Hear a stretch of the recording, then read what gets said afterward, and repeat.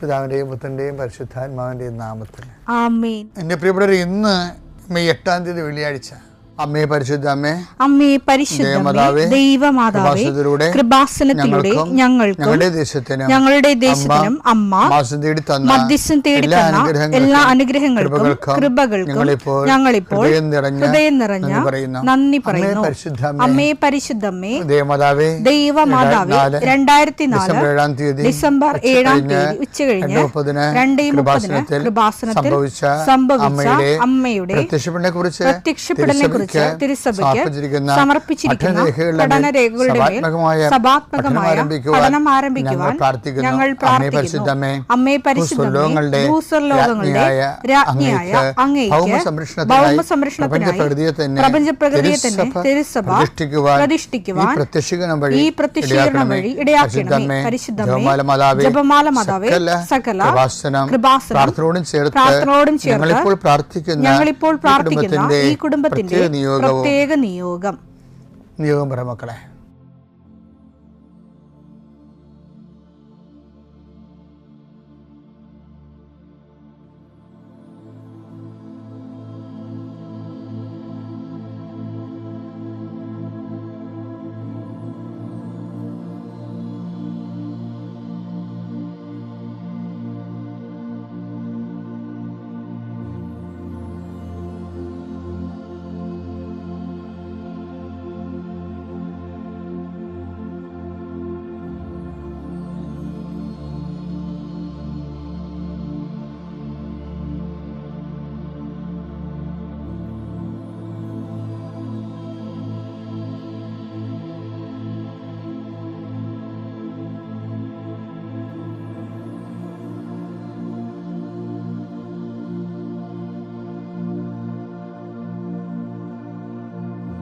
അമ്മയുടെ പ്രത്യക്ഷീകരണത്തിന്റെ ഈ അനുഗ്രഹവേളയിൽ ഞങ്ങൾക്ക് സാധിച്ചു തരുവാൻ കനിയണമേ.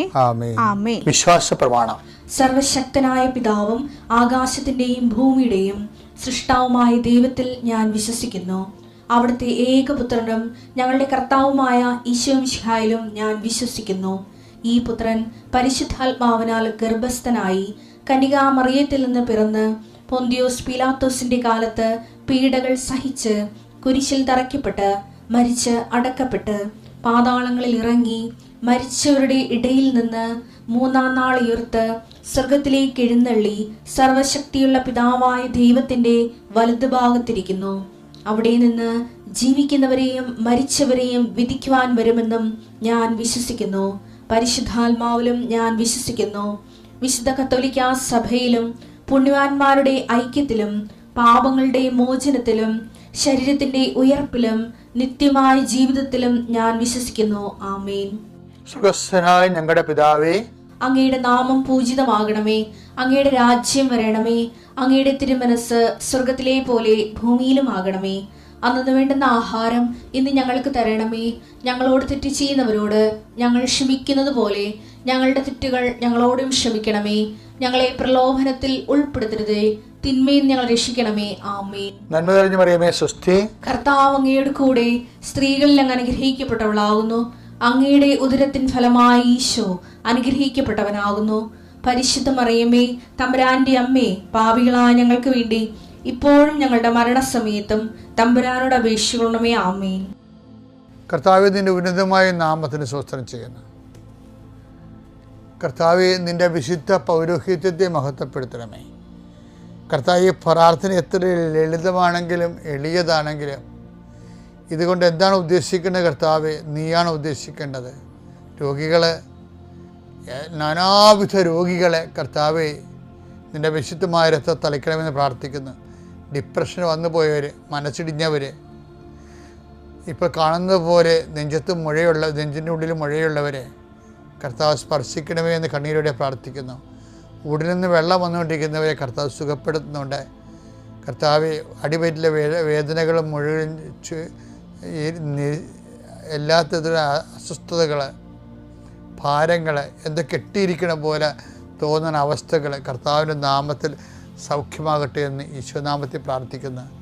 കർത്താവെ, ഇന്ന് ജോലി അന്വേഷിച്ച് പോകുന്നവരെ കർത്താവ് ഓപ്പറേഷന് വേണ്ടി ഒരുങ്ങിക്കൊണ്ടിരിക്കുന്നവരെ, ഓപ്പറേഷൻ 2.5 മണിക്കൂർ ഉണ്ടാകുമെന്ന് കേട്ടപ്പോഴൊരു പ്രയാസം നേടുന്നവരെ, അതിനെക്കുറിച്ച് ഭയങ്ങൾ തോന്നുന്നവരെ, എല്ലാ ഓപ്പറേഷനുകളെയും കർത്താവിൻ്റെ നാമത്തിൽ ഞാൻ ആശീർവദിക്കുന്നു. കർത്താവ് പ്രസവത്തിലെ കുഞ്ഞിന് വെയിറ്റ് കൂടുതലാണ്, സിസേറിയൻ വേണമെന്ന് പറഞ്ഞപ്പോൾ അങ്ങനെ പറഞ്ഞിരിക്കുന്നവർ, അങ്ങനെ ഓരോരോ വിഷയത്തിൽ പ്രസവ സംബന്ധമായ വിഷയങ്ങളിൽ വിഷമിക്കുന്നവരും വേദനിക്കുകയും വീർമുട്ടുകയും ചെയ്യുന്നവരുടെ എല്ലാ ഭാരങ്ങളും മാറി മാതാവ് പ്രസവത്തിൻ്റെ ഓപ്പറേഷൻ്റെ ടൈമിൽ അല്ലെങ്കിൽ പ്രസവത്തിൻ്റെ സമയം നിൻ്റെ കൂടെ കൈകൾ പിടിച്ചുകൊണ്ട് പരിശുദ്ധ അമ്മയെ നിന്നെ ഏൽപ്പിക്കുന്നു.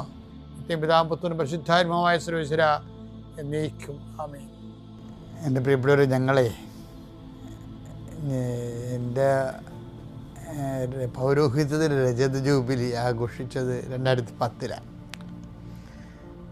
അപ്പോൾ ഞാൻ ഇസ്രയേലിൽ പോയ കാര്യം ഇടയ്ക്കൊക്കെ പറയാറുണ്ട് നിങ്ങളോട്.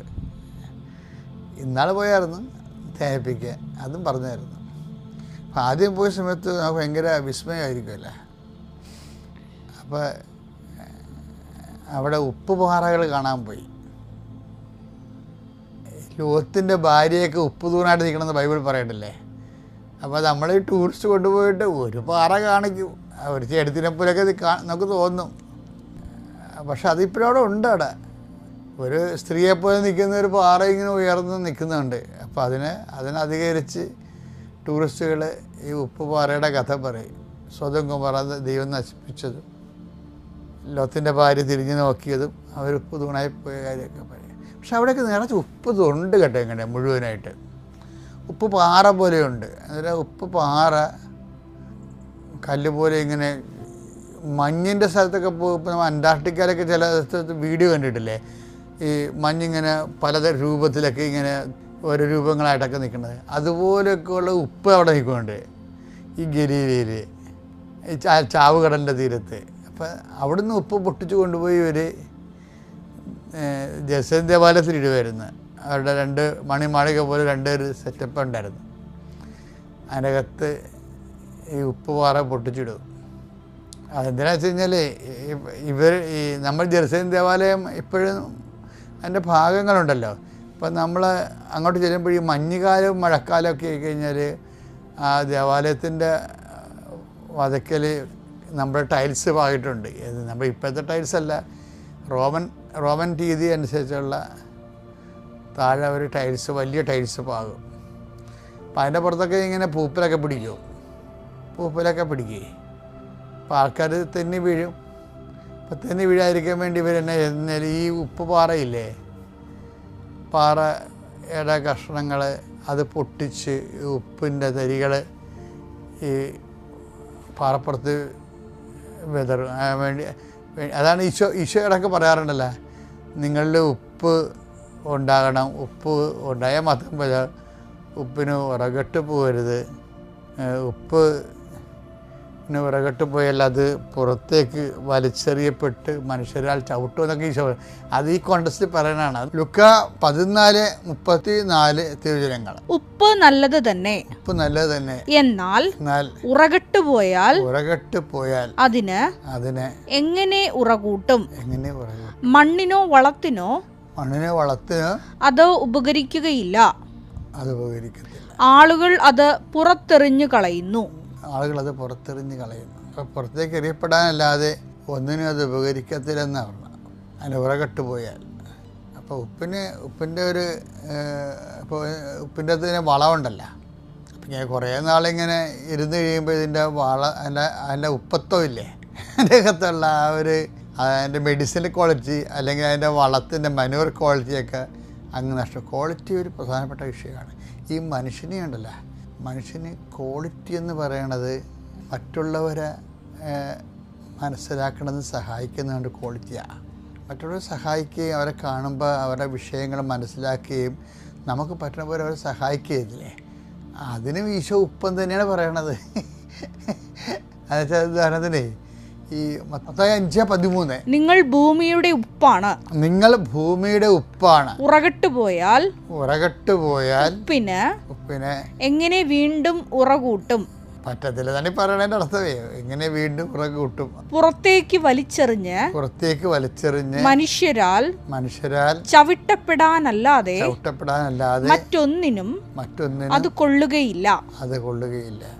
മത്തായി 5:16. അപ്രകാരം മനുഷ്യർ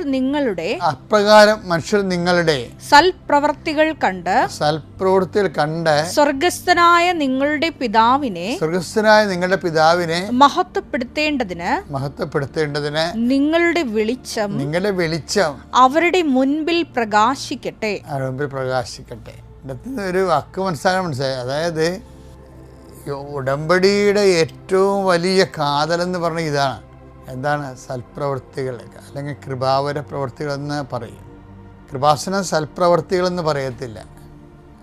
കാര്യം ബൈബിൾ തർജ്ജമ ചെയ്യുമ്പോൾ ബൈബിളിൻ്റെ ഫീലാണ് തർജ്ജമ ചെയ്യേണ്ടത്. ചില പാട്ടുകളൊക്കെ നമുക്ക് മനോഹരമായി തോന്നുന്നത് എന്താണ്?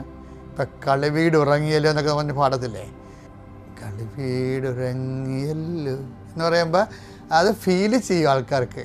ആ സിറ്റുവേഷൻ ഫീലിംഗ് എന്ന് പറയുന്നത് ഒരു പ്രധാനപ്പെട്ട വിഷയമാണ്. ബൈബിളിൽ തർജ്ജമ ചെയ്യുമ്പോൾ സിറ്റുവേഷൻ ഫീലിംഗ് പോകരുത്.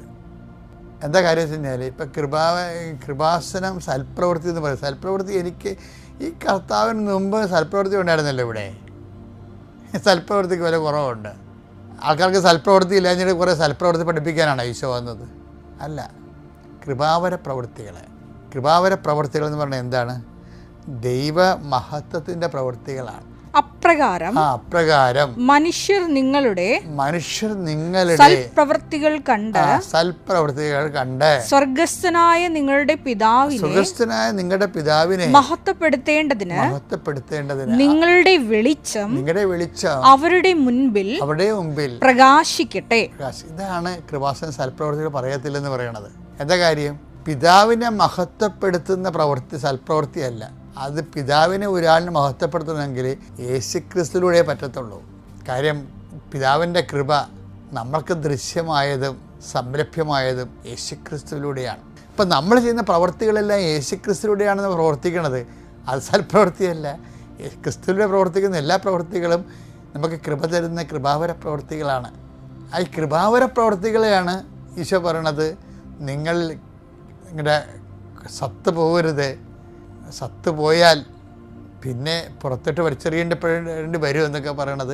ഇതിൽ ഈശോ അത് പറയണത് പറഞ്ഞില്ലേ, നിങ്ങളിൽ ഉപ്പുണ്ടായിരിക്കട്ടെ എന്നൊക്കെ ഈശോ പറയണില്ലേ? മർക്കോസ് 9:50. ഉപ്പ് നല്ലതാണ്. ഉപ്പ് നല്ലതാണ്. എന്നാൽ ഉറകെട്ടു പോയാൽ പിന്നെ എന്തുകൊണ്ട് അതിന് ഉറകൂട്ടും. നിങ്ങളിൽ ഉപ്പ് ഉണ്ടായിരിക്കട്ടെ. ക്രിസ്ത്യൻ ക്വാളിറ്റേറ്റീവ് മാൻ. അത് ഉടമ്പടി അതാണ് നമ്മൾ ആവശ്യപ്പെടുന്നത്. എന്താണ്? നിങ്ങൾക്കും നാട്ടുകാർക്കും ദൈവത്തിന് വിലയില്ലാത്ത ഒരു അവതാരം. അതിനേക്കാൾ ഉപരി യേശുക്രിസ്തുവിൻ്റെ പേരിൽ നാട്ടുകാർക്കും ദൈവത്തെ മഹത്വത്തിന് ഉപകരിക്കുന്ന ക്വാളിറ്റേറ്റീവ് ചേഞ്ച് ഒരു കവനൻ്റ് പേഴ്സണിൽ ഡെവലപ്പ് ചെയ്തെടുക്കണം. അപ്പോൾ എന്തിനാണ് ഉടമ്പടി എടുക്കണമെന്ന് ചോദിച്ചു കഴിഞ്ഞാൽ ഉടനെ പറഞ്ഞ് ജപ്തി ഉടമ്പടി മാറാണെന്ന് ചടിക്കറി പറയരുത്. ഇതിനാൽ ഗുണപരമായ ഒരു സുവിശേഷവും ഗുണപരമായ ഒരു വ്യത്യാസം എന്നിന് വരാനും ഗുണപരമായൊരു വളർച്ചയ്ക്ക് വേണ്ടിയാണ് ഞാൻ ഉടമ്പടി ജീവിതം കണ്ടിന്യൂ ചെയ്യണത്. പ്രൈസ് പിതാവിൻ്റെയും പുത്രൻ്റെയും പരിശുദ്ധാത്മാവിൻ്റെ നാമം.